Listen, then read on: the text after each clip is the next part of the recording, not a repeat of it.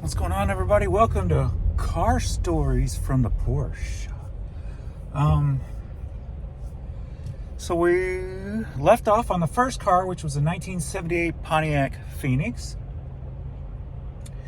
And as that car was dying, slow death of cylinders, I knew I had to get a second car. I knew I had to get a new car, different car.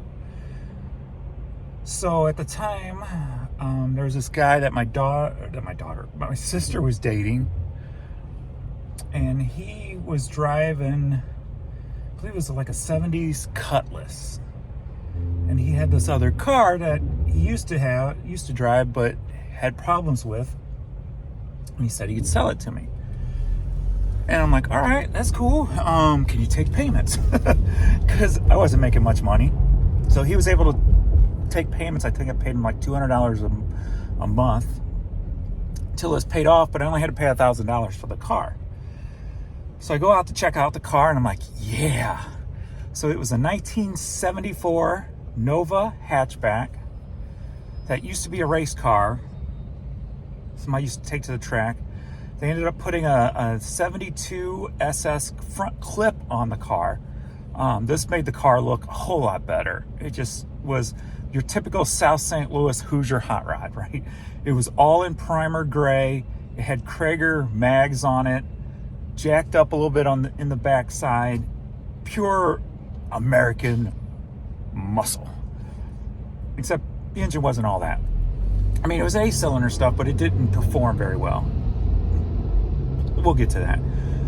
But one of the problems with it was there was no accelerator pedal. He had tried fixing it himself, but couldn't. He said there was one laying in the car, an extra one that he couldn't get to work properly or whatever it was. I don't remember.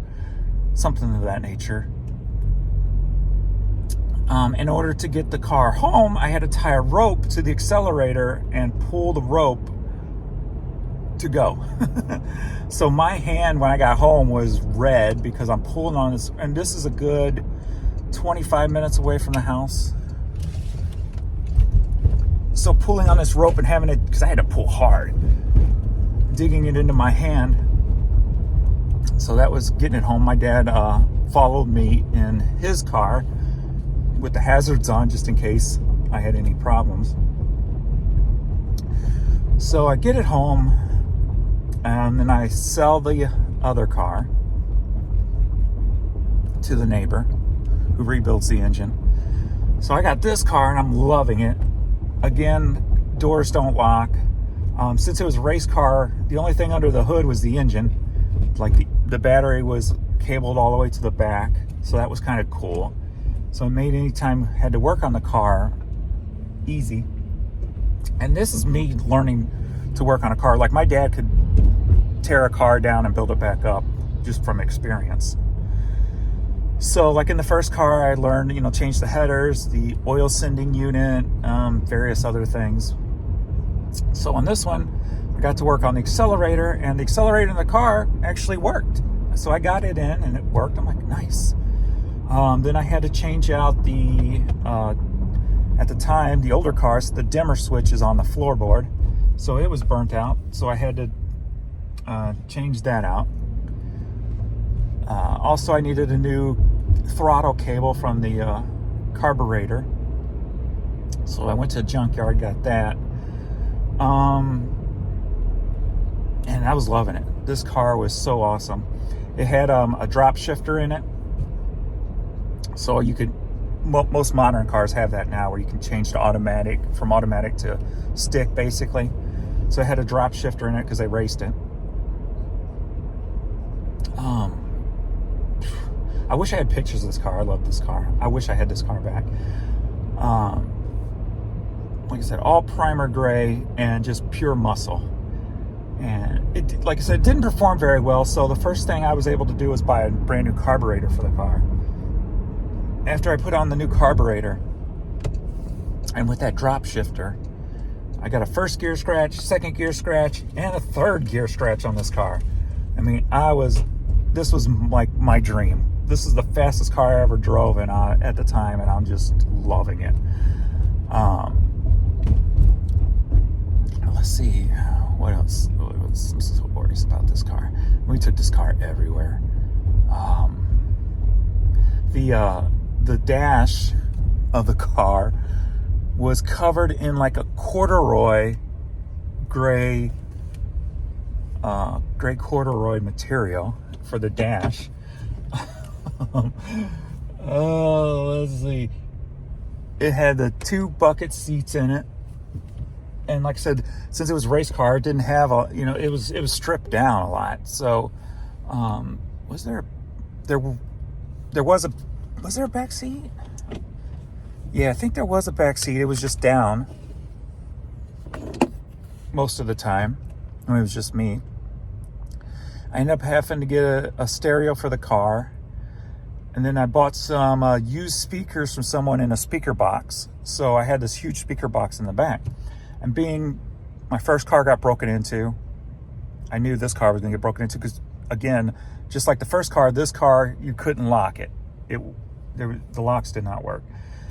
So every night I had to pull this big old speaker box and my pull-out stereo out of the car and take it into the house. So that was a pain, but man, I love that car.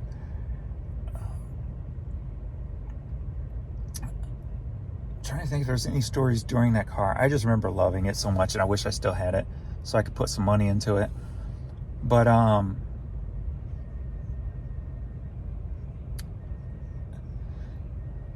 had the car. It lasted, I want to say 23, so 90, from about 95, 94, 95-ish to about, I didn't have it that long. It lasted about a year, I think. I think I only had that car for a year. What happened was, driving down the highway, me and my friends are in the car. Highway 55, we're right before the South County exit, if you know St. Louis. And the engine starts making all these weird sounds, and I pull over.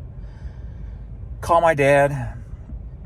We end up towing the car back to the house, and I had cracked the engine block. The engine block was cracked.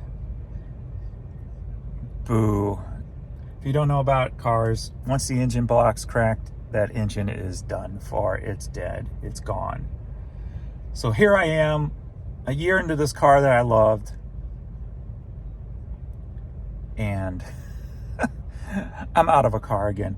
This car I put probably the most time into because it needed the most body work, and it was already all primer, but there was a lot of, it used to have a rag top on the top, so there was a lot of rust divots in the top of the car. So I would do some sanding and filling on that, and then primer it back up with the gray primer. So the back Krager mag wheels had some rust on it, so I was always scrubbing with rust remover, getting the rust off the rims. So I put in a lot of time into this car, and probably the most money in the engine.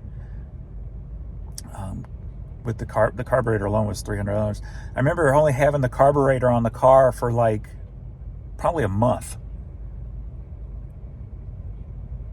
before the engine went, because when I sold it, I took the carburetor off and sold the carburetor separately because it was basically still brand new. So I don't know if putting a new carburetor on it, giving it that extra horsepower, and that's what cracked the block because the engine just couldn't take. I don't know. Maybe there was already a crack in the engine block. I don't know. Maybe that's why they didn't race it anymore. Who knows? I'm sure the damage came from racing it for so long, but then giving it that extra horsepower with the carburetor didn't help, I guess. But boo-hoo. So here I am without a car. The neighbor that I sold the last car to, he had a friend who wanted to buy it because he had an engine he had rebuilt already, and he wanted to drop it in there. I'm like, I go, maybe I can just buy the engine from you and you can put it in for me. But he wanted too much at the time that I couldn't afford it. I'm like, fuck. So I ended up selling him the car for $1,000, what I paid for it. That hurt. That hurt because he rebuilt it in the neighbor's garage and I had to watch it come back to life. That's what really hurt.